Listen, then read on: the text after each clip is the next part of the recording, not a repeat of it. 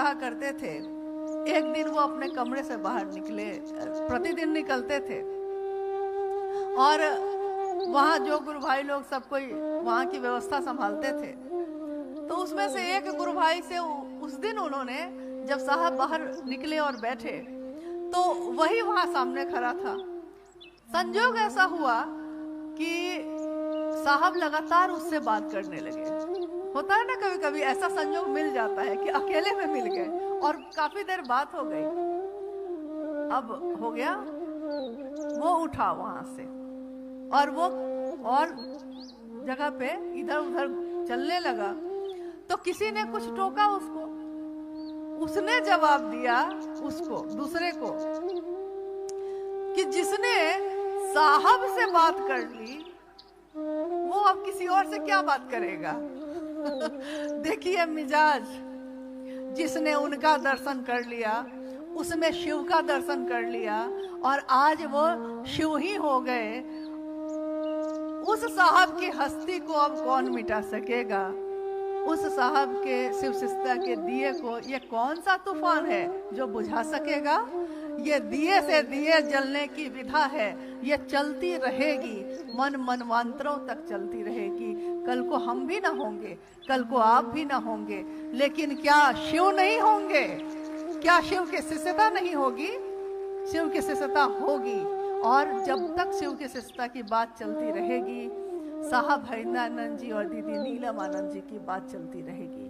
उन्होंने कभी नहीं चाहा कि उनकी बात हो, उन्होंने कभी नहीं चाहा कि लोग उनसे मिलने आए, न उन्होंने कभी ये चाहा कि गुरु के मंच से अगर कोई भजन होता था और साहब का नाम ज्यादा उसमें कोई लेने लगता था, तो साहब जो बगल में बैठे रहते थे तो बिगड़ जाते थे। और उसको आप में से जो पुराने गुरु भाई लोग हैं, जिन्होंने बहुत सारे महोत्सव में उनके साथ जो रहे हैं, उन्होंने देखा होगा, साहब बुलाकर उसको कहते थे कि मैंने कहा था शिव का भजन करने को, ये तुम मेरा भजन क्यों करने लगे भाई? एक बार उन्होंने कहा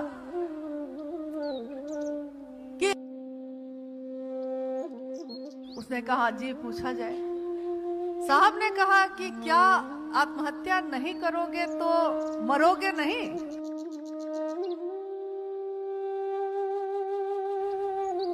तो उसने कहा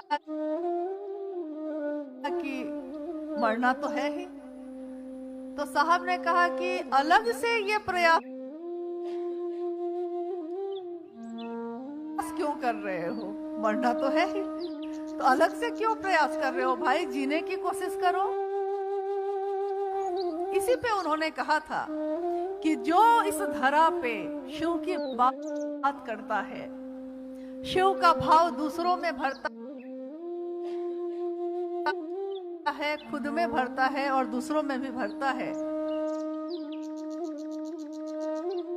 उसको अलग से प्रयास करने की कोई जरूरत नहीं है। लोग तो ऐसे ही उसको चाहते हैं।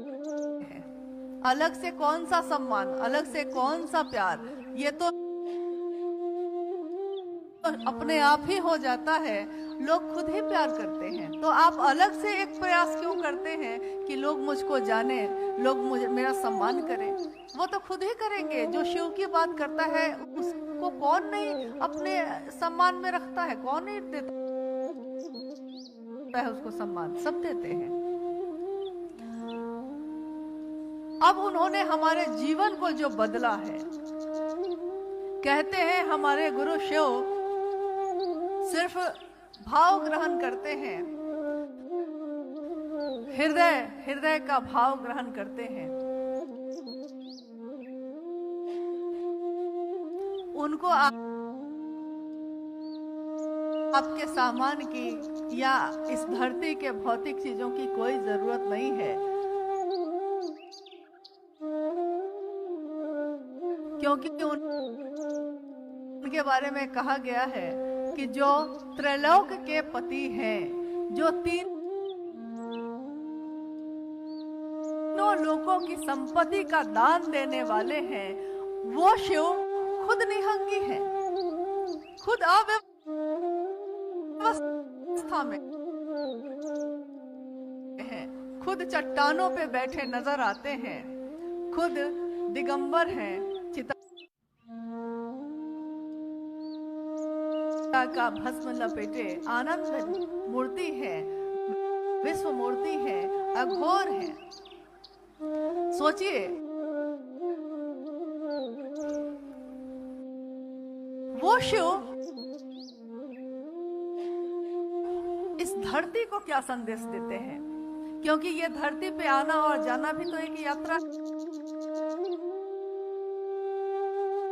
है। इस यात्रा में हम और आप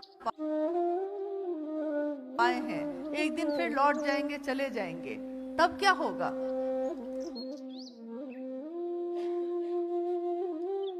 तो वो संदेश देते हैं कि न्यूनतम व्यवस्था में भी, यानी कि छोटी से छोटी व्यवस्था में भी हम सुखी रह सकते हैं। ये बात हम लोगों को पहले समझ में नहीं आ रही थी, लेकिन जब कोरोना का काल आया, जब धरती अचानक थोड़ी थम गई, रुक गई, सब अपने घरों में बंद हो गए, मृत्यु के भय से सारे लोग सिमट गए, तब उन्होंने अपनी तरफ देखना शुरू किया। तब उन्होंने अपने लोगों के साथ समय बिताना शुरू किया। तब उन्होंने ये सोचना शुरू किया कि अब शिव के सिवा तो कोई सहारा है नहीं, क्योंकि वो भी तो अदृश्य था। आप कहते हैं कि शिव को मैंने देखा नहीं।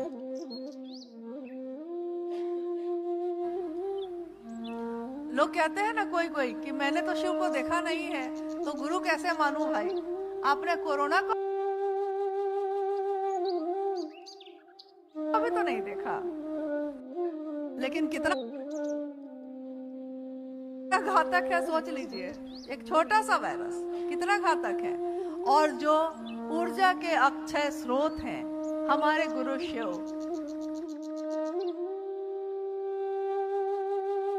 जहां से सारी ऊर्जा निकलती हैं और संचालित होती हैं, जो शक्तियों के जनक हैं, शक्तियां जिनका प्रकटीकरण है, वो शिव मेरे आपके गुरु हैं। तो हम अपने गुरु के प्रति कृतज्ञ होकर क्या कर सकते हैं, क्या दे सकते हैं? अपने मन की कृतज्ञता, और कृतज्ञता जब होती है तो वो अभिव्यक्ति चाहता है, मतलब कि प्रकट होना चाहता है, बोलना चाहता है। आपने देखा है ना कि किसी से प्रेम हो जाए तो धीरे धीरे क्या होता है, आपका बोलना कम होता चला जाता है। आप मौन भी हैं, अगर आप आंखों से देख के समझ जाते हैं कि वो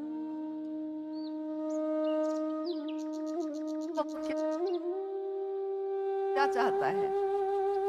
तो शिव क्या चाहते हैं? वो साहब दीदी क्या चाहते हैं? जैसे जैसे आपका मन उनके निकट होगा, आप खुद ही समझ जाएंगे और आपका मन ही रास्ता दिखाएगा। बहुत पहले होली के अवसर पे देवघर में हम लोग साहब के पास बैठे थे, और अनु भैया ने, अर्चित आनंद जी ने, जो साहब के बड़े पुत्र हैं, उन्होंने कहा, अमूमन वो ये सब कहते नहीं थे, अचानक उस दिन उन्होंने कहा कि मैं साहब के लिए कुछ कहना चाहता हूँ। होली का अवसर था, सबको ही हम लोग कुछ ना कुछ कह रहे थे, बोल रहे थे। उन्होंने कहा कि मैं साहब के लिए, अपने पिता के लिए नहीं, साहब हरिंद्रानंद जी के उस रूप के लिए कहना चाहता हूँ, जो शिव के शिष्य हैं और जिन्होंने इस धरती को क्या दिया है। तो उन्होंने खड़े होकर सबके बीच 4 पंक्ति कही थी कि साहब हरिंद्रानंद जी जो इस धरती पे आए हैं, वो क्या देने आए हैं लोगों को। वो ये देने आए हैं कि अच्छे बुरे की समझ देकर जाऊंगा। आपने सुना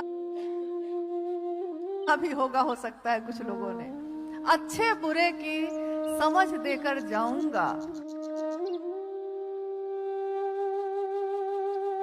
दूसरों को परखने की नजर देके जाऊंगा। आज आपको कौन भ्रमित कर सकता है, बताइए? दूसरों को परखने की कौन शिव की बात सिर्फ करता है और कौन मन से शिव की तरफ चलता है, ये तो आप खुद परख सकते हैं। दूसरों को परखने की नजर देके जाऊंगा। यारों, मैं इस जमाने का संग तराश हूँ। संग तराश कहते हैं उसको जो बेकार पड़े पत्थर को भी तराश कर, छेनी और हथौड़ी से तराश कर एक सुंदर मूर्ति बनाता है, और जब मूर्ति बन जाती है तो उस मूर्ति की पूजा होती है।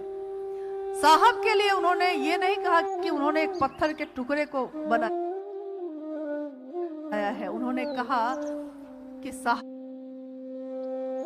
ने कौन है, तो वो इस जमाने के यानी पूरी दुनिया को तराश कर जो एक सुंदर रूप वो देने वाले हैं, दे रहे हैं।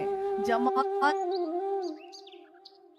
का संग तराश हूँ, यानी इस पूरी दुनिया को ही शिव बनाने के लिए आए हैं। पत्थरों को भी बोलने का हुनर देकर जाऊंगा। पत्थर जैसा जीवन हमारा,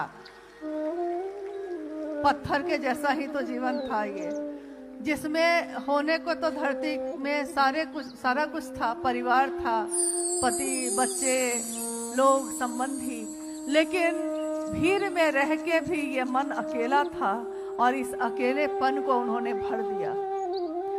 तो जो उन्होंने दिया है, हम अपने साहब को, हम अपने दीदी को क्या दे सकेंगे?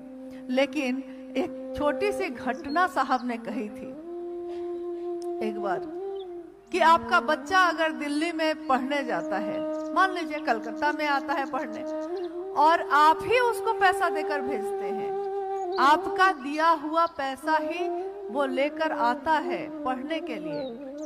घर में अगर छुट्टी में वो लौटता है, तो आपने जो पैसा दिया है उसी में से थोड़ा सा बचाकर अपनी माँ के लिए एक साड़ी, अपने पिता के लिए एक शॉल लेकर जाता है।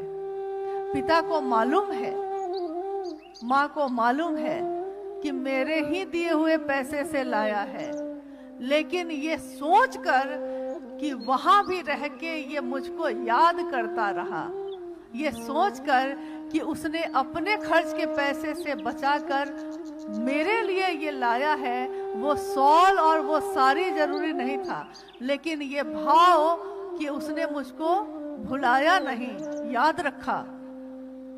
इसी से माँ बाप खुश हो जाते हैं। जितने लोग आते हैं सबको दिखाते हैं, देखो मेरा बेटा क्या लाया, देखो मेरा बेटा क्या लाया। सबको मालूम है कि बेटा उसी पैसे से लाया है। इस धरती पे भी हम लोगों ने जन्म लिया, सांसें शिव ने दी हैं, जीवन शिव ने दिया है, ये खून बहता है रगों में ये शिव ने दिया है, ये दिल धड़कता है वो शिव की दया से धड़कता है, ये दिमाग अगले पल क्या सोचेगा हम नहीं जानते, ये भी शिव की दया पे ही निर्भर है। लेकिन क्या उसी शिव के दिए हुए सभी चीजों में से थोड़ा भाव अपने शिव के लिए हम अर्पित नहीं कर सकते? कर सकते हैं अगर, तो साहब ने कहा है कि जो शिव के लिए रो सकता है, जो शिव के लिए आंसू बहा सकता है, तो क्या नहीं हो सकता है। ये धरती अपनी जगह छोड़ सकती है, ये आसमान अपनी जगह छोड़ सकता है।